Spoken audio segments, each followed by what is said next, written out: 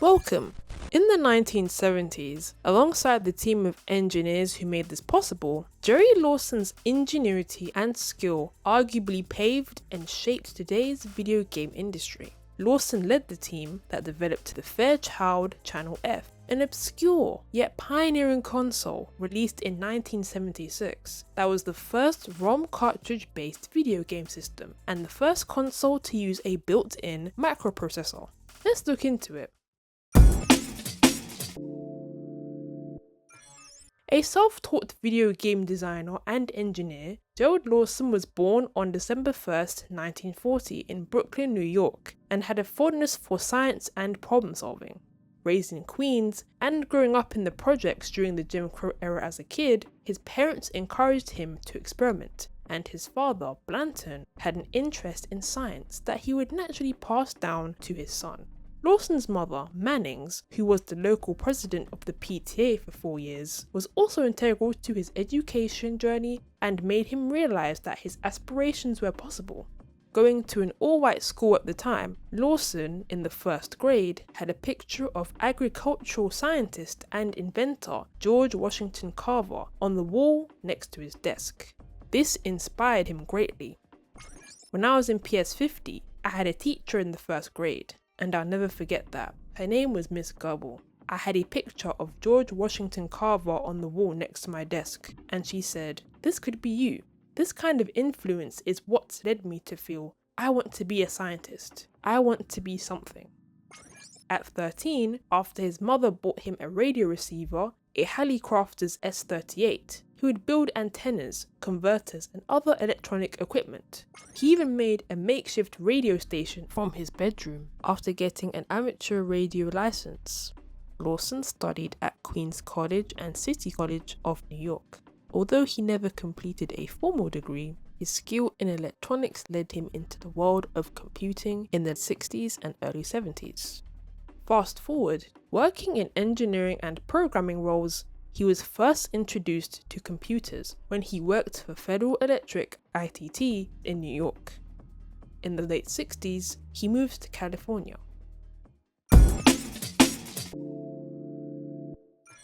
After honing his skills in programming and computing, Lawson went to California's Silicon Valley, where he eventually worked for Fairchild Semiconductor in 1970.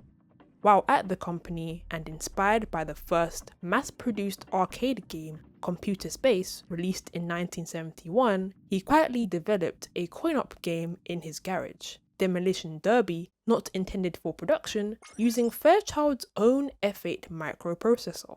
Fairchild found out about this and wasn't too pleased. However, the company had a light bulb moment.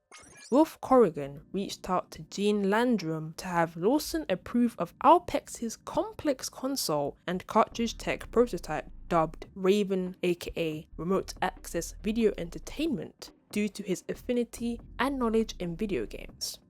With Alpex Computer Corporation's tech licensed to Fairchild with high approval, they would also be the same team who'd eventually turn console project and cartridge prototype into a refined consumer product.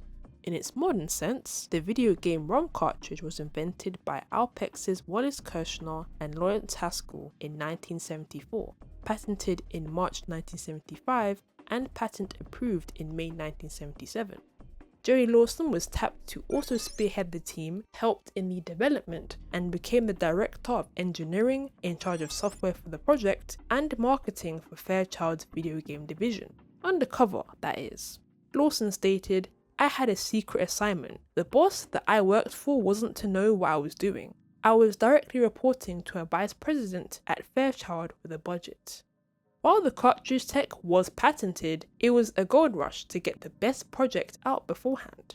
Thanks to Intel's 4004 microprocessor, released in 1971, then the 8008 in 1972, Atari and RCA were actually in the midst of making their own cartridge-based consoles, with production sped up to rival the Channel F.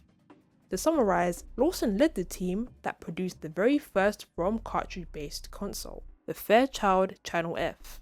Crazy! While some may point to the Magnavox Odyssey, released in 1972, and its concept of using jumpers or switches to insert a new game with the assumption that the games were on them, you were mistaken. According to inventor Ralph Baer, all the games themselves were already preloaded onto the console's hardware. Its circuit cards were used to unlock those games. They were not ROM cartridges at all, rather they were game cards composed of PCBs that plugged into the Odyssey.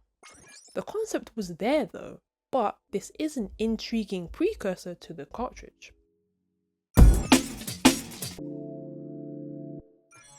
With assistance from Kirshner and Haskell, they all got to work.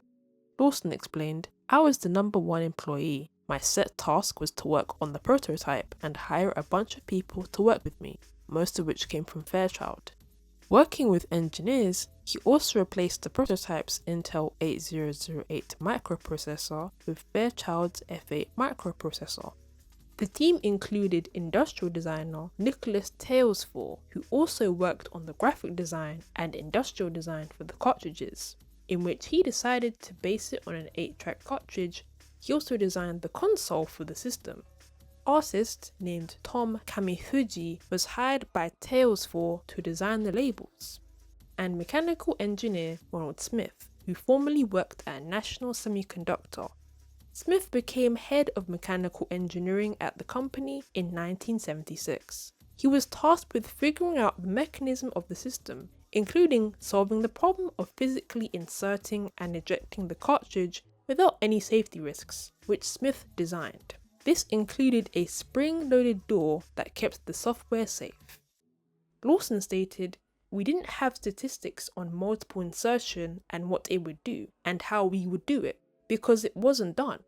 I mean, think about it. Nobody had the capability of plugging in memory devices in mass quantity like in a consumer product. Nobody." Amongst overseeing the project, Jerry Lawson was also tasked to take Alpex's keyboard control scheme, which then became a game joystick prototype that he designed. Ron Smith took Jerry Lawson's prototype design and, with help from Rich Rhodes, the pair made it into a feasible and refined product.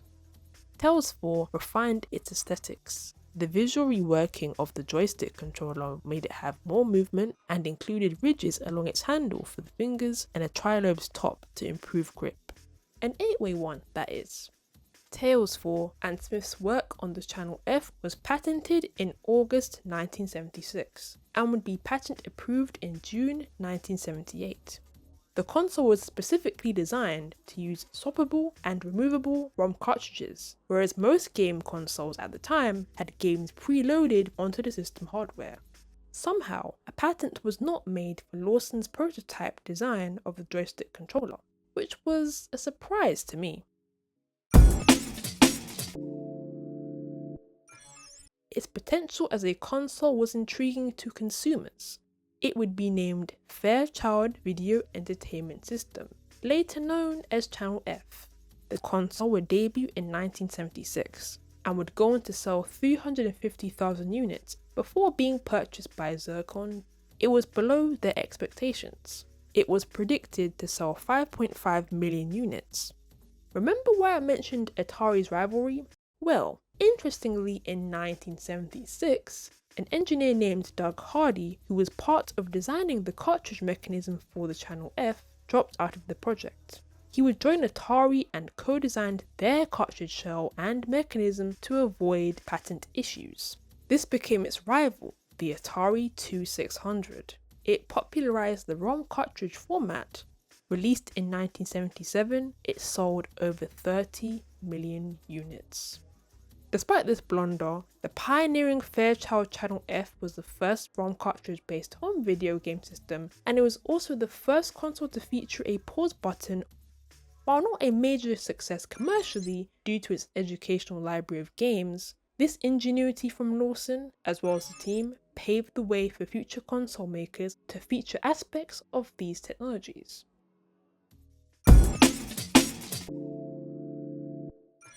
In the early 80s, Lawson left the company and began his own, Videosoft, in 1982.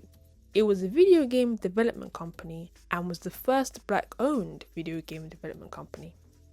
Lawson designed software for the Atari 2600, including the color bar generator that would adjust TV sets for game playing. He worked on prototypes for games, but sadly, due to the US video game crash of 1983, he closed the company in 1985. After Videosoft, he moved on from video games and worked as a consultant and as an advisor to young engineers.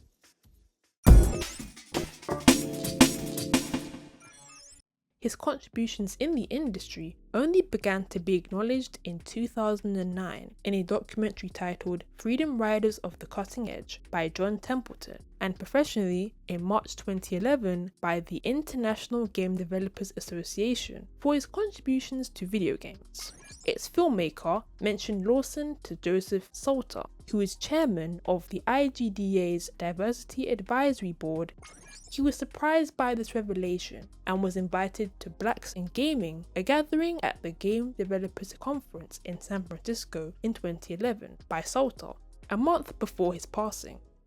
They created this industry, and I'm so sad that it took me to now just to find him, but so happy to be able to talk to him on the telephone. For me, it was like the most incredible thing that you can think about doing, because now I realize, like, everybody here, put your hands up like this and just say, I belong. Sadly, Jerry Lawson passed away on April 9th, 2011. However, his contributions and legacy has been felt across the industry ever since. Posthumously, he has been honoured in various ways, including a permanent display of Lawson's contributions to the gaming industry at the World Video Game Hall of Fame at the Strong National Museum of Play in Rochester, New York, an award in his namesake, the Gerald Lawson Award for Achievement in Game Development, presented by the IGDA annually, as well as a Google Doodle created in 2022 with consultancy from his son and daughter, Anderson and Karen. The only thing I don't like about today's games is that they don't teach our youth anything. There should be some kind of goal and objective for them to learn something. I'd like to see them steer more to scientific endeavors. I'd like to see you do something that makes you think about the next generation of things. Because I think we're owed that to them. We need to have them develop that way. To hear that Jerry Lawson was a part of that is phenomenal. And that concludes this video. If you would like to support my work directly, you can do so by joining my Patreon. Thanks to all of my patrons. Thanks for watching, and I'll see you in another video.